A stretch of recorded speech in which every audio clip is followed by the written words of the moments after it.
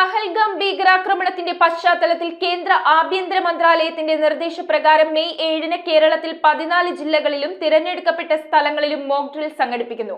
വ്യോമാക്രമണമുണ്ടായാൽ എന്തൊക്കെ മുൻകരുതലുകൾ പാലിക്കണമെന്നത് സംബന്ധിച്ച് ജനങ്ങൾക്ക് വിവരം നൽകുക എന്ന ഉദ്ദേശത്തോടെയാണ് മോക്ക് ഡ്രിൽ നടത്തുന്നതെന്ന് അഗ്നിരക്ഷാസേന മേധാവിയുടെ അറിയിപ്പ്.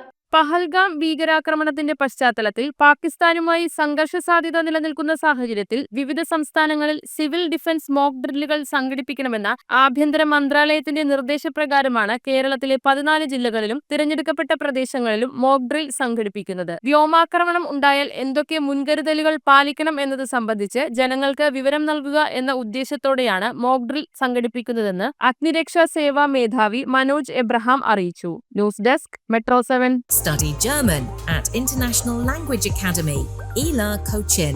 Grab your future in Germany and Austria.